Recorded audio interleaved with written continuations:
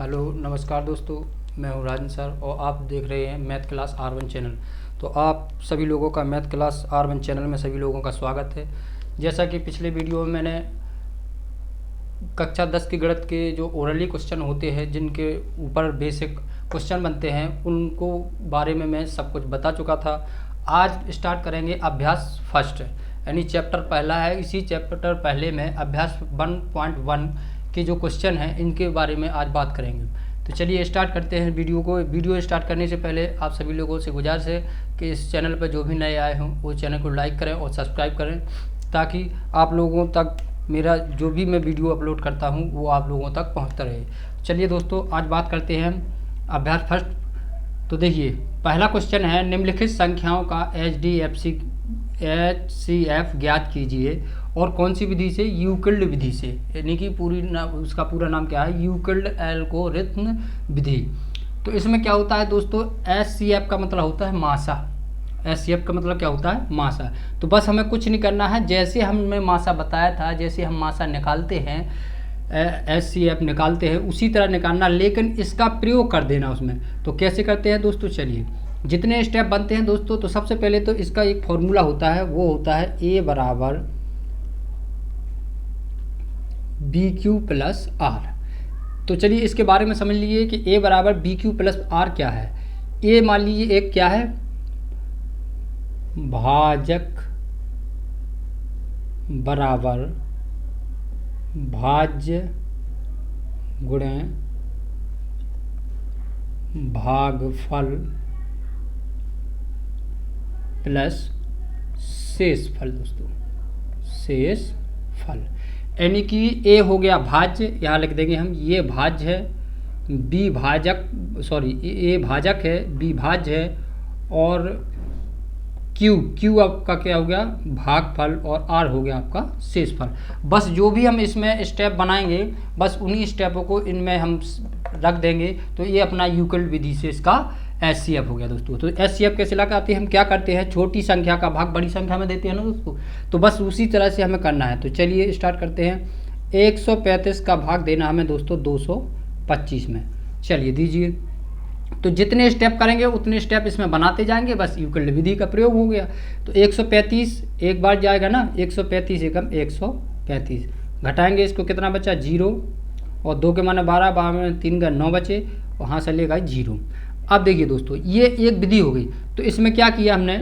135 से भाज्य किया था, सॉरी भाजक 135 है, भाज्य कितने को किया था? 225 को।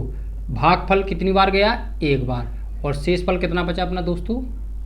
90। ठीक है दोस्तों, बस इतना हो गया। अब क्या करेंगे? अब दूसरी, यहाँ से दूसरा स्टेप चालू होता है। इस फर्स्ट स्टेप में इतना हो गया। सेकंड स्टेप में फिर हम इसको क्या बनाएंगे? 90 को बनाएंगे हम भाजक। क्या बनाएंगे? 90 को भाजक, और 135 को बनाएंगे हम भाज्य। ठीक है दोस्तों, चलिए। तो 9 दूनी 18 ज़्यादा हो जाएगा ना, तो 90 कम 90 एक बार ही जाएगा ना।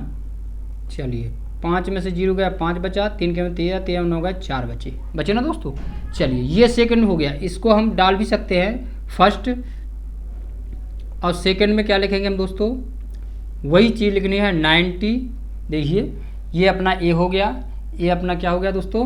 B, और ये क्या हो गया? Q, और ये हो गया अपना R। दोस्तों समझ में आ रहा है ना? जिस तरह से बस ये मान जाके उठा के इस वाले फॉर्मूले में अपन रख देंगे, बस इसका प्रयोग भर करना है, कुछ नहीं करना। और चलिए, तो ये कितना रखेंगे यहाँ? 135 कितनी बार गया दोस्तों? एक बार, और शेषफल कितना बचा अपना? 45।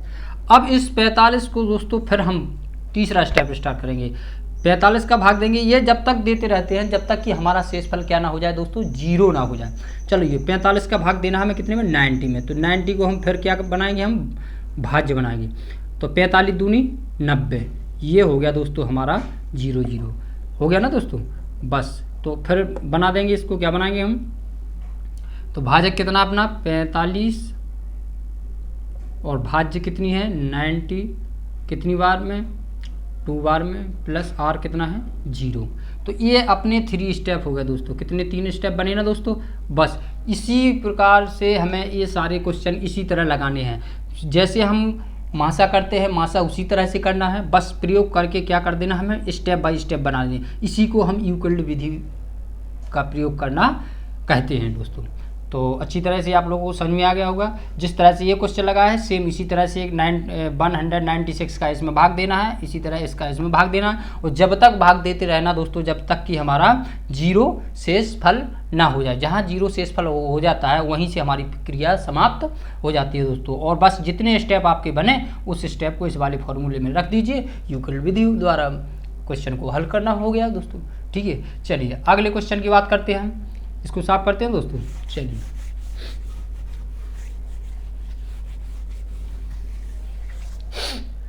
अगला क्वेश्चन है दोस्तों, यूक्लिड विभाजन प्रयोग करके किसी धनात्मक पूर्णांकों का वर्ग पूर्णांक m के लिए 3m या 3m+1 या 3m+2 के लिए होता है। तो देखिए दोस्तों क्या होता है कि कोई भी क्वेश्चन है, अगर वही यूक्लिड विधि का प्रयोग करना है तो किसी क्वेश्चन है अपना, किसी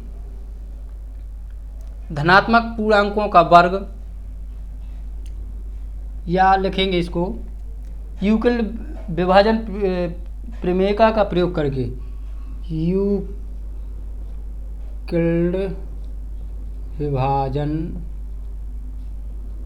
प्रमेय का प्रयोग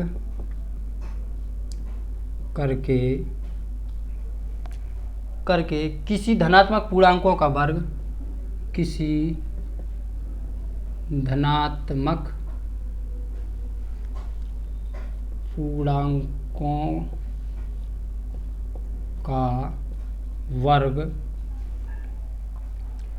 का वर्ग किसी पूर्णांक m के लिए, किसी पूर्णांक m के लिए 3m या 3m+1 या 3m+2 के रूप में होता है दोस्तों। ये तो हो गया क्वेश्चन दोस्तों। अब क्या कह रहा है, यूक्लिड विभाजन प्रमेय का प्रयोग करके हमें ये बताना है कि किसी भी वर्ग पूर्णांक संख्या m के लिए ये रूप उसका हो सकता है। दोस्तों क्वेश्चन में तो 3m+3m+1 ही मिलेगा, ये और इतना ही मिलेगा। ये हमने अपने मन से एक्स्ट्रा जोड़ दिया ताकि आप लोगों को और भी अगर किसी क्वेश्चन ऐड हो जाता है तो आसानी से आप कर सकते हैं। तो चलिए हमें क्या करना है कि किसी पूर्णांकों का वर्ग, अगर दोस्तों वर्ग की बात करें तो हम इस क्वेश्चन को वर्ग से सॉल्व करेंगे, और घन की भी बात करें तो इस क्वेश्चन को घन से, इसलिए मैं वर्ग का बता रहा हूँ तो घर का आसानी से कर सकते हो दोस्तों। चलिए तो सॉल्व करते हैं दोस्तों। कैसे करेंगे, सबसे पहले तो हम वही चीज़ लिखेंगे, फॉर्मूला क्या होता है अपना, a = bq + r। जहाँ दोस्तों इसमें क्या करें हम, जहाँ r = 0 1 2 3 ... मतलब जितने चाहे जितने यहाँ पे स्टेप होंगे उतने हम कर सकते हैं। तो चलिए दोस्तों ये बताओ कि ये इस रूप का है कि नहीं। तो सबसे पहले तो हम क्या करते हैं, इन क्वेश्चनों की तुलना करते हैं, ये इतना, ये और ये, इसकी तुलना करते हैं। तो अगर हम यहाँ पे लिखें ये बराबर 3m + r का मतलब हमने 0 रख दिया, तो a बराबर ये कितना आ गया, 3m आ गया ना दोस्तों। लेकिन ये चीज़ हमें सिद्ध करनी है, ये तो मैंने बताया है तुलना करके कि ये क्वेश्चन इसी रूप का है ना, ये तो क्लियर हो गया। तो हमें क्या करना है, इसको सिद्ध करना है। तो यदि हम यहाँ पर लिख लें b = 3, ये पूर्णांक है ना, b = 3 और q बराबर मान के चलते, हम q को बाद में मान लेंगे, ठीक है दोस्तों। चलिए दोस्तों क्या करेंगे, इसको हम q = m मान लें, ठीक है। चलिए तो इस क्वेश्चन को हम इसको कैसे ऐसे लिख सकते हैं ना दोस्तों, एक तो q = m है, तो जहाँ m हो गया अपना तो 3q हो गया, ठीक है, एक हो गया। दूसरा क्वेश्चन है 3q + 1 हो गया, और तीसरा क्वेश्चन है 3q + 2 दोस्तों। ये तीनों स्टेप इस रूप में हमने चेंज कर लिए इसी फॉर्मूला में रख के दोस्तों। b का मान देखो 3 है ना, b का मान 3 है और q का मान m है, तो हमने q का मान m रख दिया। r बराबर तो 0 है ना। फिर अगले क्वेश्चन में है इसी तरह 3q + 1 और 2q + m, ठीक है दोस्तों। चलिए अब इस क्वेश्चन से हम इसको लेंगे और 3m + 1 और 3m + 2 सिद्ध कर देंगे। चलिए तो देखिए बस इसी में मान रखना है। तो यहाँ पे क्या लिखा है दोस्तों, ये चीज़ देखिए, वर्ग लिखा ना, तो बस कुछ नहीं करना, हमें इस संख्या का क्या कर देना, वर्ग कर देना। तो कितना होगा, 3 3 का 9, कितना होगा दोस्तों, 3 3 का 9 क्यू स्क्वायर। तो अब क्या करेंगे हमें चाहिए केवल कितना, 3m, ये लिखा ना 3m, तो हम क्या करेंगे 3 इसमें से कॉमन ले लेंगे, कितना बचा 3m स्क्वायर। ठीक है दोस्तों, तो जहाँ क्या करेंगे हम 3 ये लिख देंगे, जहाँ 3q square equal to m। ठीक है ना भाई, q बराबर m है ना, तो m बराबर ये हो सकता है। तो चलिए यहाँ पे क्या रख देंगे हम m, एक चीज़ सिद्ध होगी ना दोस्तों। इसी तरह फिर लिखेंगे हम 3q प्लस 1 पुनः वर्ग करने पर, ठीक है, पुनः वर्ग। ठीक है, चलिए तो 3a देखो a प्लस बी का होल स्क्वायर बराबर बताया था ना हमने, a square plus B square plus 2 का मतलब फॉर्मूला के 2 है, a का मतलब है 3q और b का मतलब है 1। चलिए इसको सॉल्व कीजिए, 3 3 का 9 q स्क्वायर प्लस 1 प्लस 3 दूनी 6q, q वाले पदों को एक साइड ले लेंगे, 1 को उधर कर देंगे, 9q square plus 6q plus 1। इसमें से कितना ले लेंगे दोस्तों कॉमन, हम 3 कॉमन ले लेंगे, 3 कॉमन ले लेंगे, 3 कॉमन लिया दोस्तों, तो क्या हो गया 3 3 का 9q प्लस 3 दूनी 6q, इतना मैं ले लिया, प्लस ये 1 हो गया दोस्तों। ठीक है, तो इसको क्या करेंगे दोस्तों, सॉरी इसमें q नहीं लिया, q और ले ले, 3 3 का 9q प्लस 2 हो गया ना दोस्तों। अब क्या करेंगे, इसको फिर हम पुनः मानेंगे, 3q plus 2 equal to m। तो अपना क्या सिद्ध हो गया, ये हो गया 3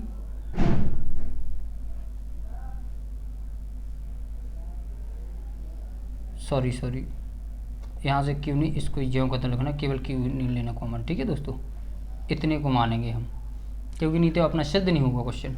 तो चलिए 3 और इतने के स्थान पे क्या लिखेंगे हम m, और ये हमारा प्लस क्या लिखा है 1, तो ये हमारा सिद्ध हो गया 3m प्लस 1। ठीक है, इसी तरह से हमें ये भी हम प्रूव कर सकते हैं, ये 2 है, तो देखिए यहाँ पर जहाँ 1 लिखा है वहाँ पे हम क्या लिख देंगे दोस्तों, 2 लिख देंगे, और बस फिर पुनः हम वर्ग कर देंगे, तो इसी तरह से आ जाएगा दोस्तों।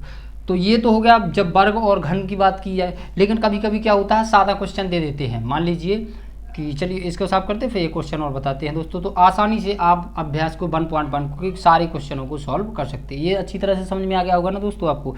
चलिए बस कुछ नहीं करना है, इसकी तुलना इस फॉर्मूले से कर दीजिए, और अगर m में मान क्वेश्चन दिया है तो q में ट्रांसफर कर लीजिए, और q से m वाले में आप सिद्ध कर दीजिए। अगर क्वेश्चन q में दिया है तो उसको m से मान लीजिए, और m में सिद्ध करके q में सिद्ध कर दीजिए।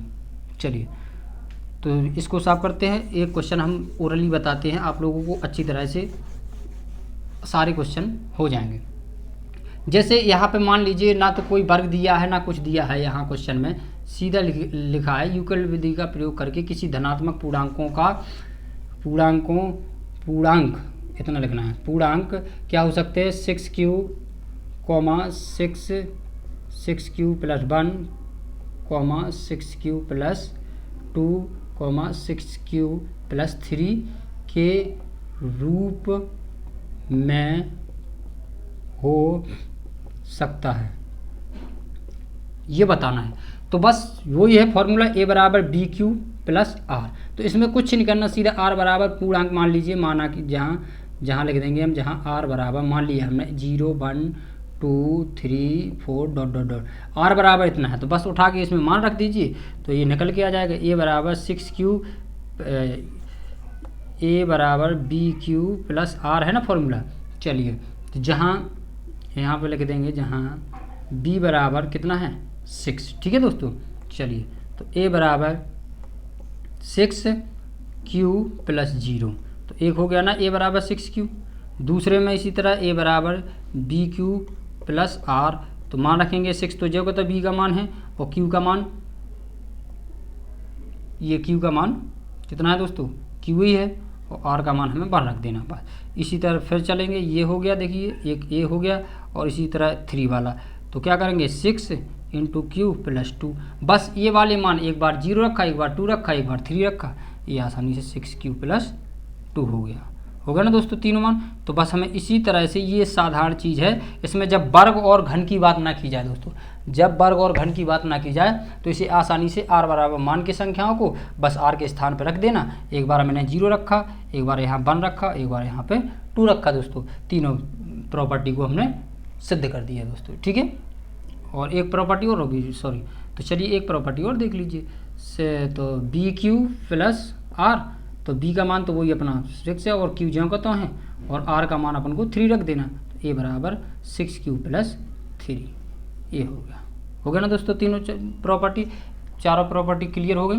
तो अब आसानी से आप लोग इस चैप्टर के जितने भी क्वेश्चन हैं और 2-3 क्वेश्चन और रह गए होंगे, आसानी से आप लगा सकते हैं। अब दोस्तों क्या होगा, अपना बस एक्सरसाइज से, अभ्यास से ही सारे क्वेश्चन सॉल्व होंगे। तो चलिए नेक्स्ट वीडियो में बताएंगे हम 1.2 के जो भी क्वेश्चन लगेंगे उसके बारे में चर्चा करेंगे नेक्स्ट वीडियो में।